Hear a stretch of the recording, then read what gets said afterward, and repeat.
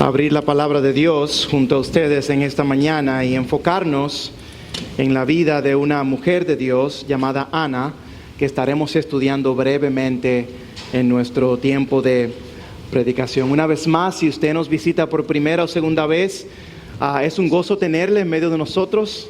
Nos gozamos de poder alabar a nuestro gran Dios junto con ustedes. Quería darles entonces el anuncio de que luego de la predicación vamos a tener un breve conversatorio con algunas de nuestras madres aquí de la iglesia, que espero que también les sirva a ustedes de aliento y de ánimo en estos momentos en sus vidas. Antes de iniciar, quisiera entonces recordarnos la historia de un gran hombre de Dios y darle inicio entonces a este tiempo de predicación. Estaremos estudiando el libro de Primera de Samuel, los versículos del 1 al 28, así que tomamos algunas fracciones, algunas frases específicas o párrafos que nos ayudarán entonces a resumir el texto de esta mañana. John Newton nació el 24 de julio del año 1725. Su madre era una mujer piadosa y gentil y tenía el deseo en su corazón de educar a su hijo John en la crianza y amonestación del Señor. Con ese objetivo se propuso llenar su memoria a la temprana edad con porciones y capítulos de las Escrituras, además de muchos himnos y poemas cristianos que le apuntaban a Cristo. Pero ella murió cuando él tenía 7 años de edad y su padre, que era capitán de barco en el comercio mediterráneo, se casó de nuevo poco después de su madre haber fallecido. Después de la muerte de su madre hasta el encuentro con Cristo más adelante en su vida, Newton vivió una vida muy licenciosa,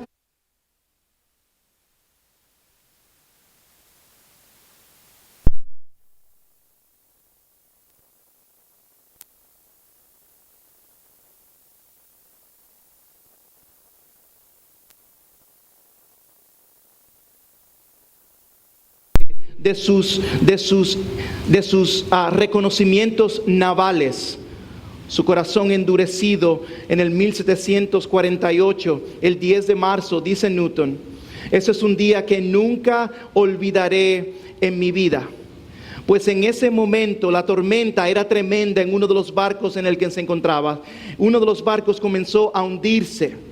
El barco comenzó entonces a llenarse de agua. Las olas continuaban, entraban, hundían el barco, sacaban el barco, trataban de sacar con cubetas de agua, el agua del barco que continúa hundiéndose. Y el capitán de aquella nave dijo lo siguiente: nada nos sirve que tenga Dios piedad de nosotros. Asombrado, Newton dice: ¿piedad? ¿Piedad? ¿Qué misericordia puede haber para mí, un hombre tan pecador como lo soy? Este fue el primer momento que el deseo de misericordia había escuchado en muchos años en mi vida. Hacía unos meses, en esos mismos días, que Newton había tenido un encuentro con Dios, pero se había apartado una vez más de Dios. Este encuentro en el barco ablandó su corazón una vez más y dijo lo siguiente: me puse a orar y recordé las palabras y las oraciones continuas de mi madre en aquel momento en el cual casi pierdo mi vida. Así como las olas inundaban el barco que iba a acabar con mi vida, así las oraciones y los versículos de la palabra de Dios inundaron mi corazón en ese momento. Luego de esa experiencia, Dios salvó a John Newton, uno de los hombres más claves en la historia de la reforma bíblica cristiana en toda Inglaterra, en Europa, conocido por el gran himno Sublime Gracia del Señor, que a un infeliz salvó. Fui ciego mas hoy veo yo, perdido y Él me halló. Lo que transformó la vida de John Newton en su momento más crítico, en el cual él iba a perder su vida, fue la fidelidad de una madre que quizás no conocemos, llamada Elizabeth Newton, que pese a su frágil salud, murió a los 29 años de edad de tuberculosis. Pero la meta que se puso ella en su corazón es: en la poca vida que tengo, el poco tiempo que tengo de vida, habré de educar e instruir a mi hijo en Cristo Jesús y en los caminos de mi Señor y Salvador. Lo que yo quiero esta mañana, hermanos, es que tomemos esta historia de John Newton y entonces la traspasemos de manera práctica a la vida y al testimonio de la historia de nuestra hermana Ana en las Escrituras. Al celebrar hoy el Día de las Madres, quisiera tomar este tiempo para que al estudiar este pasaje nuestra fe se anime, pero quiero recordarles a todos aquí que este pasaje no es simplemente para las madres. Los principios bíblicos aprendidos aquí también se aplican a cualquiera de nosotros aquí presentes.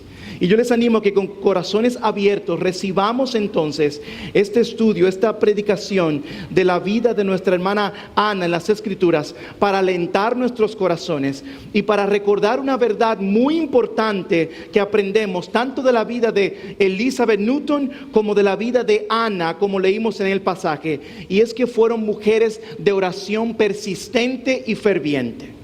Y si tú y yo entonces queremos vivir vidas que vayan alineadas a la voluntad de Dios, debemos tú y yo darnos a la oración humilde y persistente, la cual nos acerca a Dios y nos permite caminar en su voluntad. Te haces la pregunta en esta mañana: ¿cómo dirijo, cómo encamino a mi familia, cómo encamino a mis hijos? Quizás madre en esta mañana. Y Ana, yo creo que nos ayuda a aprender 3 lecciones que nos recuerdan esta verdad de la importancia de darnos a la oración humilde y persistente, que nos acercará y nos ayudará a caminar en la voluntad de Dios. El tiempo es apremiante. El primer punto que vemos en la vida de Ana es el siguiente: Ana persiste en la oración. Ana persiste en la oración. El contexto que tenemos aquí es el siguiente. Elcana era un levita, dice la palabra de Dios. Los levitas eran los servidores en el templo de Dios. Y Elcana entonces, es bueno aclarar que tiene en un sentido la intención de querer servir a su esposa Ana, pero en el momento no le puede dar hijos. Ana no le puede dar hijos a Elcana. Y quizás usted leyó este pasaje y no tiene un contexto bíblico, o le chocó la idea de que este hombre tenía 2 esposas o 2 mujeres. Quisiera aclarar y enfatizar muy específicamente que desde el principio Dios ha ordenado una relación entre un hombre y una mujer, unas relaciones monógamas, un hombre y una mujer, uno y uno. En Génesis 2:24 nos dice: por tanto, dejará el hombre a su padre y a su madre y se unirá a su mujer, no dice a sus mujeres. En Deuteronomio 21, capítulo 15 al 17, nos habla del compromiso a una sola mujer y aún así las consecuencias y complejidades que vienen a los hombres darse a otras mujeres. El Señor le llama la atención a Salomón, al mismo David, por entregar sus corazones a más de una mujer. Aunque ciertamente era recibido en la cultura, no quiere decir que ese es el patrón o la norma que agrada a Dios. Por el contrario, fueron estas relaciones extensas y fuera del matrimonio que debilitaron a hombres como David, como al mismo Salomón, como el mismo Abraham, Isaac y como a otros grandes hombres de Dios. Así que cuando leemos en este pasaje que Elcana tiene 2 mujeres, a Penina y a Ana, entonces no es un patrón a seguir. Es bueno aclarar la importancia del contexto bíblico de un hombre y una sola mujer. Al parecer Ana era la primera esposa de Elcana, pero no podía darles hijos a su esposo. Elcana entonces se compromete con otra esposa para que le pueda dar hijos. En el contexto bíblico que tenemos aquí, el tener hijos era algo importante para las familias. Tenía varias repercusiones. La primera de ellas es que la familia podía determinar su nivel de pobreza o riqueza dependiendo de qué tan grande era la familia, porque todos colaboraban con la agricultura o con el cuidado de ganados. Así que si una familia era pequeña y no podía tener hijos, estaba comprometiendo su economía. No podían producir lo necesario para proveer a sus familias. En ocasiones, cuando una familia era pequeña, se unía a otras familias, y por eso en la Biblia vemos constantemente cómo los padres dan a sus hijas a otros esposos. ¿Para qué? Para reproducir y crecer la familia, y así también poder garantizar ciertas ganancias económicas. Pero por otro lado, el tener hijos en aquel entonces para las mujeres del pueblo de Israel tenía una connotación también profética. El hecho de que el Salvador, el Mesías, habría de venir de una mujer nacida de una virgen, traía entonces el ánimo y el deseo de que cualquiera de estas madres esperaba, tenía como la esperanza: seré yo la que daré a luz al Mesías prometido. Así que cuando Ana tiene esa carga en su corazón de querer tener hijos, entendemos que su propia vida y su propia solvencia económica dependía de la misma. Ahora bien, dice el versículo 6, su rival Penina la provocaba amargamente para irritarla, porque el Señor no le había dado hijos. Versículo 7, esto sucedía año tras año. Siempre que ella subía a la casa del Señor, Penina la provocaba por lo que Ana lloraba, por lo que Ana lloraba y no comía. Entonces Elcana, su marido, dice el versículo 8, le dijo: Ana, ¿por qué lloras y no comes? ¿Por qué está triste tu corazón? Oh, hermanos, Elcana estaba tratando de proveerle todo lo necesario, pero Ana en su corazón resistía cualquier otra cosa menos al hijo que ella tanto deseaba. Esa introducción nos ayuda a poder observar algunos de los contextos del libro de Primera de Samuel, pero yo quisiera hacer una pausa breve aquí, porque quiero dejarte saber que quizás en medio de nosotros puedan haber algunas Anas que por años han estado orando por ese bebé, que por años han estado pidiendo ayuno y oración a la iglesia para que el Señor provea. O quizás alguna de nuestras damas entre nosotros han tenido una pérdida reciente de algún niño o alguna niña, de una criatura que Dios le haya otorgado en algún momento, y su corazón está quebrantado. Y escuchar pasajes como estos es difícil.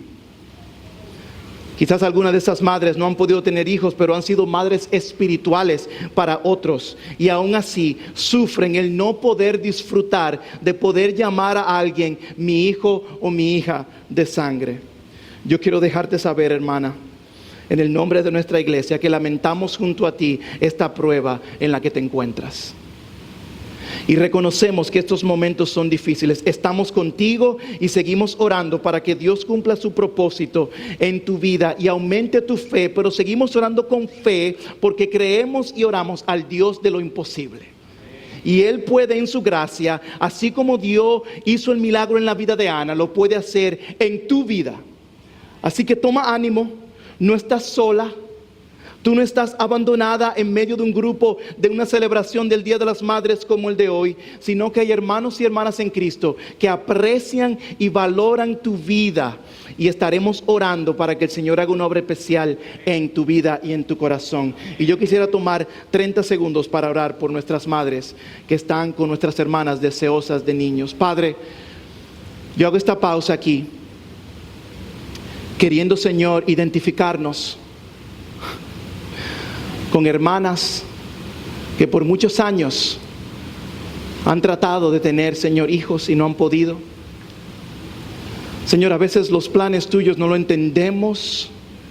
Señor, tú eres soberano sobre a quién usted permite abrir su vientre y a quién usted lo cierra. Y Señor, por alguna razón específica que quizás no entendemos, únicamente el saber y reconocer que es tu voluntad, muchas de nuestras hermanas, Señor, sufren en días como estos. Y yo te pido, Señor, que usted aumente la fe de nuestras hermanas deseosas de tener hijos.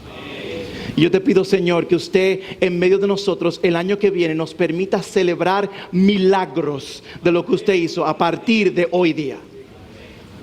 Oh Señor, no perdemos la fe. Y Señor, aún cuando al orar estas palabras nuestro corazón duda, Señor, aumente nuestra fe. Denos fe para creer que servimos al Dios creador del cielo y de la tierra, y al Dios que abrió el vientre de Ana también lo puede hacer con nuestras hermanas aquí presentes. En tu nombre lo pedimos. Amén. Ana, en medio de su crisis, se lanza a una oración persistente. Miren conmigo el versículo 10. Ella, muy angustiada, oraba al Señor y lloraba amargamente. Versículo 12. Mientras ella continuaba en oración delante del Señor, Elí estaba observando la boca de ella, creyendo que ella estaba embriagada. Continúa el versículo 17. Ve en paz, le dice Elí. Le respondió Elí, y que el Dios de Israel te conceda la petición que le has hecho. En otras palabras, dando a entender que ella ha estado orando delante de Dios. Oh Señor mío, versículo 26, dijo Ana, vive su alma, Señor mío, yo soy la mujer que estuvo aquí junto a usted orando al Señor. Y en el versículo 27, por este niño oraba y el Señor me ha concedido la petición que le hice. Capítulo 2, versículo 1, entonces Ana oró.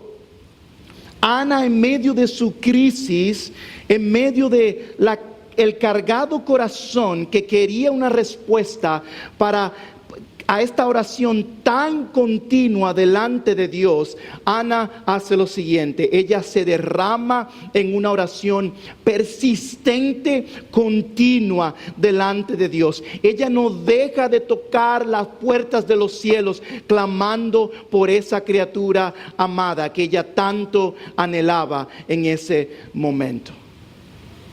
Y de manera práctica puede ser que muchos de ustedes quizás no estén orando por un niño, pero estén orando por un matrimonio que ha sido quebrantado, o estén orando por la salud de alguien, o estén orando por la provisión económica o física en momentos difíciles en tu vida, o estén orando por un futuro esposo y esposa y no viene y no llega. O aprendemos de Ana que continuamente ella derrama su corazón delante de Dios y persistentemente va delante de Dios porque ella cree, ella está convencida de que el Salvador, de que el Creador del universo habrá de escuchar la oración que amargamente presenta ella delante de su Salvador. Y Cristo nos recuerda que si le pedimos a nuestro Padre pan, Él no nos dará una piedra, porque Él es un buen Padre que conoce todas nuestras necesidades mucho antes de que la pidamos. Así que, ¿qué hacemos? Aprendemos de Ana que debemos seguir pidiendo. Debemos insistir. Lo veo claramente en la vida de nuestros hijos. Nuestro hijo Natán es el más persistente de todos. Él me enseña a mí a depender de Dios, como yo no dependo de Dios muchas veces.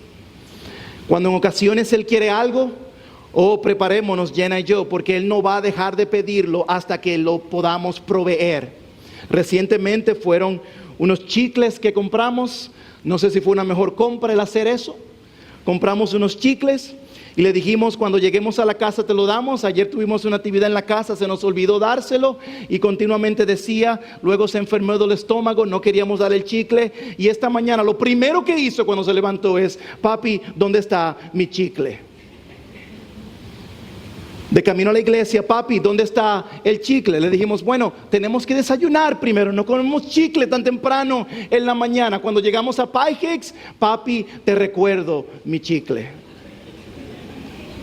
Y yo decía, wow, qué persistente. Pero hay varias cosas que uno aprende de la persistencia de Ana y de una ilustración como esta. ¿Saben cuál es? Él viene a mí porque Él sabe que yo tengo la capacidad y yo tengo en mi posesión toda la autoridad de darle no 1, sino 1000 si pudiera.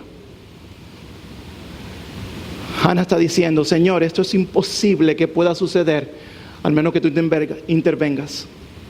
Así que yo vengo a ti reconociendo que tú tienes la capacidad de hacerlo. Uno de los autores hace la observación de que esta oración persistente de Ana pudo haber sido de años a décadas. Porque si tenían aproximadamente varios niños y un proceso de 9 meses por cada niño, estamos hablando de 5, 6, 7 años que Ana derrama su corazón continuamente delante del Señor. Ella persiste.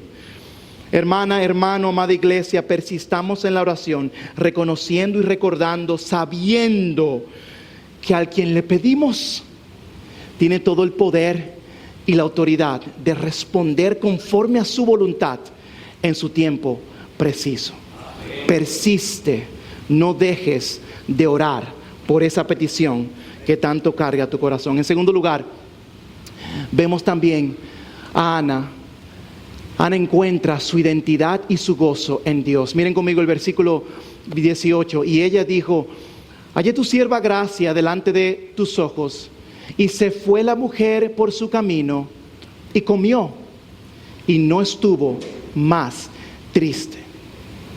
Es interesante porque otros autores dicen aquí que cuando dice no tuvo más triste, literalmente en el idioma original, es que ella enjugó sus lágrimas, se lavó su rostro y dijo: de ahora en adelante yo voy a vivir mi vida de manera diferente. Ella cambió su actitud. Recuerden que ella estaba orando amargamente, estaba derramando su corazón delante de su Señor. Oh hermanos, Ana llegó a entender la realidad de que ciertamente el hijo que ella quería y tanto anhelaba lo traía delante del Señor en oración. Pero el gozo, la identidad de Ana no se encontraba en el tener a un niño en sus brazos o el de que ella pueda complacer a su esposo. La identidad de Ana se encontraba en que en la oración persistente a Dios, ella pudo tener una comunión íntima con Dios, conociendo y revelándole Dios su persona, teniendo Ana entonces esta idea en su corazón. ¿Tú sabes qué? El niño que tanto yo amo, el niño que tanto yo anhelo humanamente hablando, aún si Dios no me lo da, yo voy a estar bien. Yo voy a estar bien. Mi gozo no habrá de depender, mi identidad, mi futuro, de mi familia, no va a depender si el Señor me da este niño o no. Ana fue una mujer que entendió que pese a la gran necesidad que tenía su corazón y deseo, su identidad se encontraba en Dios. Su gozo se encontraba en Dios. ¿Acaso no te ha pasado que directa o indirectamente pedimos y clamamos algo a Dios al punto tal que dependemos totalmente de esa respuesta de Dios para encontrar gozo o nuestra propia identidad? Y pudiera ser que algunos que sí tienen hijos hacen de sus hijos entonces su identidad o su ídolo. Se desviven por sus hijos, que no está mal. Pero pudiéramos vivir en ocasiones sin darnos cuenta, poniendo nuestra identidad y nuestra confianza o nuestro gozo en que mi hijo se gradúe de un buen colegio, en que mi hijo pueda aprender inglés y pueda quizás estudiar afuera, o de que mi hijo entonces se gradúe con los más altos honores, o de que mi hijo tenga sus paredes llenas de trofeos y mirarlas con orgullo y decir: mira qué satisfecho estoy, mi identidad y mi gozo están plasmados en la vida de mis hijos. Y hermanos, qué gran pena cuando damos nuestros corazones a pensar y a vivir de esa manera, porque los hijos que tú y yo tenemos son simplemente prestados a nosotros por el Creador y Dador del universo. Son instrumentos de Dios en las manos de nosotros para cambiarnos a nosotros como padres, pero también para que los instruyamos, para que sean trofeos de la gracia salvadora y redentora de nuestro Dios. Pregunta: ¿en dónde está tu identidad hoy día? Si tú clamas a Dios pidiendo esa gran petición, evalúa tu corazón pensando: ¿acaso mi identidad la he puesto en esta cosa o en este deseo que he tenido? ¿Dónde está tu gozo? Tu gozo depende de que si tienes eso o no lo tienes. Ana entendió en su propio corazón la realidad que el mismo salmista nos recuerda. ¿A quién tengo yo en los cielos sino a ti? Y fuera de ti nada deseo en la tierra. Mi carne y mi corazón pueden desfallecer, pero Dios es la fortaleza de mi corazón y mi porción para siempre. Oh hermanos, Ana entendió que su identidad estaba arraigada en la persona de Dios y su gozo emanaba del saber que aunque ella no había podido tener hijos, en Cristo, en Dios, ella estaba bien. Así que yo te animo a que tú evalúes tu corazón la misma vez que yo evalúo mi propio corazón. Y me hago la pregunta, ¿dónde estoy poniendo mi identidad? ¿Dónde estoy poniendo mi identidad? Número 3. Ana se compromete a la gloria, con la gloria de Dios. Ana se compromete con la gloria de Dios. Ya vimos, Ana persiste en oración. Ana encuentra su identidad y gozo en Dios. Pero finalmente, Ana se compromete con la gloria de Dios. Miren el versículo 11 conmigo. Esta es la oración de Ana. Entonces hizo voto y dijo: oh Señor de los ejércitos, si te dignas mirar la aflicción de tu sierva,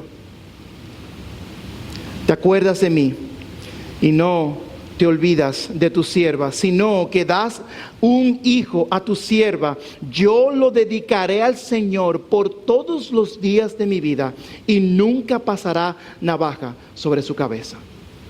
Para que podamos entender a qué se refiere Ana, Ana está entregando a su hijo en un voto nazareo. La promesa de Ana es una promesa que se enfoca en la gloria de Dios.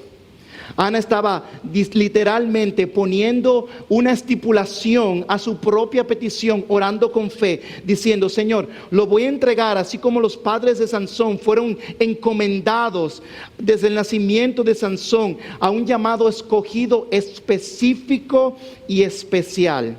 ¿De qué se trata esto? Bueno, navaja no podía pasar su cabeza, no podían tocar animal inmundo, animal muerto, y en tercer lugar, no podían entonces tomar bebidas fuertes, no podían darse a la embriaguez.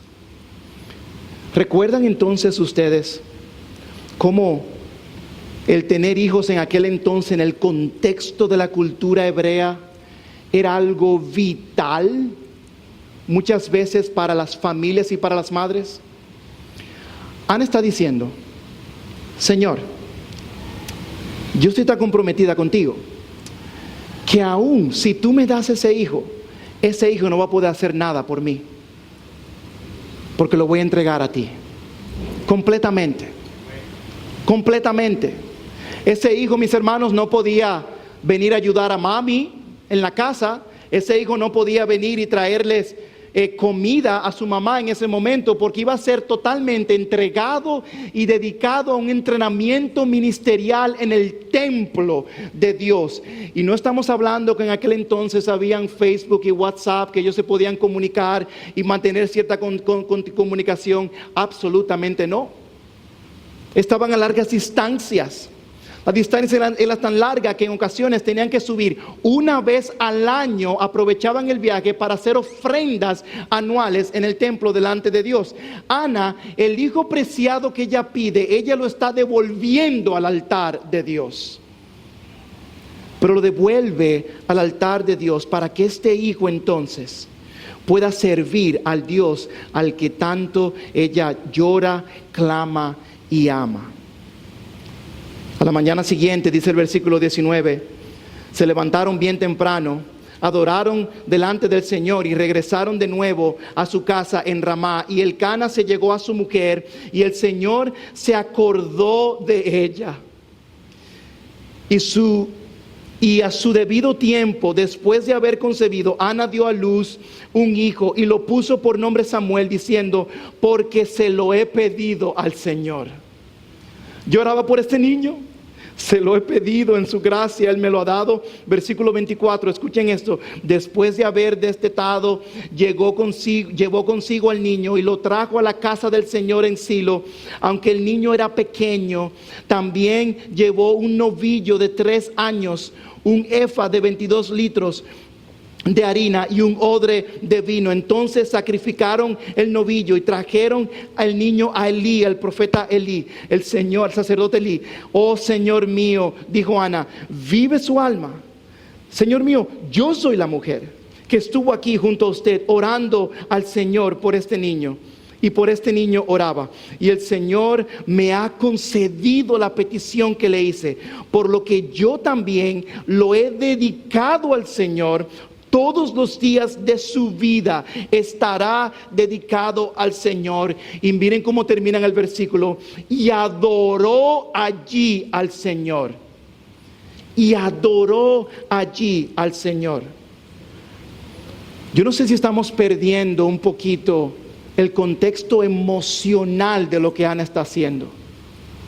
Dicen algunos que dependiendo de la familia, este niño pudo haber tenido entre 1 y 2 años de edad probablemente. Yo no me imagino dejando a Salomé en un lugar distante, con otra persona que yo sé que lo pudiera cuidar, pero aún más le añadimos el elemento de que ella estaba orando por este niño. Y entre la edad de 2 o 3 años, su corazón cuando más estaba atado a esta hermosa criatura, ella lo encomienda delante del Señor. ¿Qué le dio la fuerza a Ana para ella cumplir su promesa delante de Dios? Primera de Samuel 2:1. Mi corazón se regocija en el Señor. Mi fortaleza en el Señor se exalta. Mi boca habla sin temor contra mis enemigos, por cuanto me regocijo en tu salvación. No hay santo como el Señor. En verdad, no hay otro fuera de ti, ni hay roca como nuestro Señor. ¿Saben lo que hizo Ana? Ana se ancló en la verdad y en la promesa de que aunque ella estaba entregando lo más precioso que ella tenía en ese momento, una verdad nunca iba a cambiar. El Señor es su fortaleza, el Señor es su roca, el Señor es su sustento, el Señor es su salvación. Y hermanos, Samuel vino a ser un prototipo del Mesías que habría de venir. Samuel vino y confrontó el pecado del pueblo. Samuel vino e intervenía entre Dios y el pueblo. Samuel eligió a reyes que también fallaron en su labor, pero la encomienda y la entrega dedicada de Ana nos presenta entonces a ti y a mí una pequeña figura, una pequeña foto, un pequeño preámbulo de lo que Dios iba a hacer por nosotros, entregando a su único, más valioso Hijo, Jesús, por ti y por mí.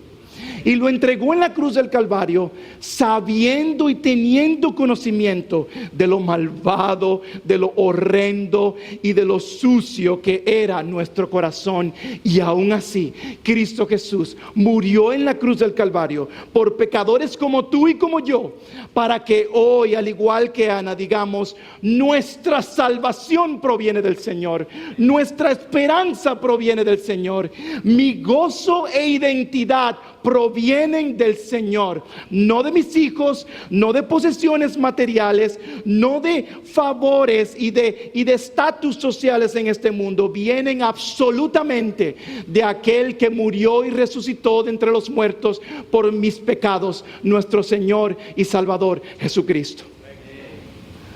Yo no sé si entendemos esta gran verdad, pero debemos recordar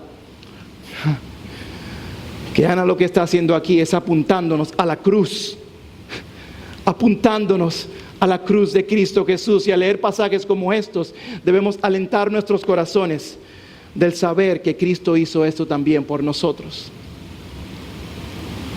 Ana está comprometida con la gloria de Dios. Versículo 21 del capítulo 2. Y el Señor visitó a Ana, y ella concibió y dio a luz 3 hijos y 2 hijas. Y el niño Samuel crecía delante del Señor. Gloria a Dios, porque en su plan y en su voluntad perfecta Él eligió darle hijos a Ana. Y hoy día celebramos a nuestras madres y queremos apuntarlas a estas 3 verdades hermosas. Madre, continúa orando persistentemente por tus hijos. Igualmente nuestros padres. Madres, pongan su identidad y su gozo en Dios, no en el éxito de sus hijos. Y en tercer lugar, madres, busquen la gloria de Dios al criar y levantar a sus hijos. Que el Señor nos ayude a modelar el ejemplo de Ana para su gloria. Padre, gracias por tu palabra. Te pedimos ahora por este tiempo de conversatorio. Gracias por el ejemplo y la bendición de una mujer como Ana, que vivió su vida para tu gloria, y que nos recuerda que nuestra esperanza se encuentra únicamente y solamente en ti. Padre, yo te pido por alguna madre aquí que quizás está luchando en su corazón con alguna de estas áreas. Oh Señor, muévase de manera poderosa a través de su espíritu y aliente su corazón en esta mañana. Gracias por Cristo. En el nombre de Jesús. Amén. En lo que mis hermanas vienen.